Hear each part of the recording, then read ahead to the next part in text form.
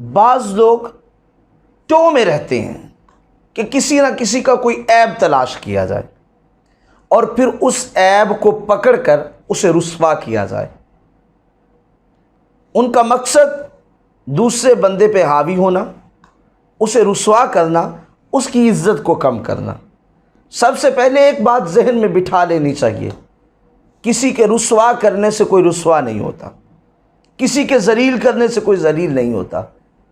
اللہ فرماتا ہے وَتُعِزُّ مَن تَشَاءُ وَتُذِلُّ مَن تَشَاءُ، کہ عزتوں ذلتوں کو مالک اللہ ہے، وہ جسے چاہتا ہے عزت دیتا ہے، جسے چاہتا ہے ذلیل کر دیتا ہے۔ تو اس لیے کسی کی ٹو میں نہیں رہنا چاہیے، عیب نہیں تلاش کرنے چاہیے، لوگوں کے عیب نہ تلاش کرو بلکہ لوگوں کی اچھائیاں تلاش کرو۔ جو لوگوں کی اچھائیاں تلاش کرتے ہیں اللہ ان کے سینے میں اچھائی کے عمل کرنے کی کیفیت کو پیدا کر دیتا ہے، اچھے عمل کی کیفیت پیدا کر دیتا ہے۔ حضور صلی اللہ علیہ وسلم کا فرمان جو حضرت ابو ہریرہ کے ذریعہ سے ہم تک پہنچتا ہے، آپ فرماتے ہیں حضور نے فرمایا جس نے کسی بندے کا عیب دیکھا اور پھر عیب دیکھنے کے بعد اس عیب پہ پردہ ڈال لیا، اللہ کل قیامت کے دن اس بندے کے عیبوں پہ پردہ ڈال کے اسے جنت الفردوس عطا کرے گا۔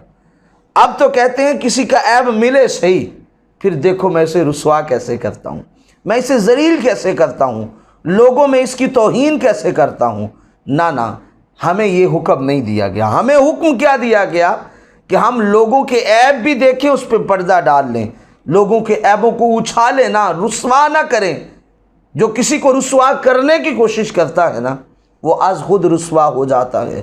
شریعت اسلامیہ ہمیں سبق یہ دیتی ہے کہ لاکھوں عیب بھی دیکھ لو تو تم ان پہ پردہ ڈال لو، یوں سمجھو کہ تمہیں نظر ہی کچھ نہیں آیا، تم نے سنا ہی کچھ نہیں ہے۔ جب تم کسی کے عیبوں پہ پردہ ڈالو گے تو یہ امید اللہ سے رکھ لو کہ انشاءاللہ اللہ اس کا اجر کل قیامت کے تمہیں دن دے گا۔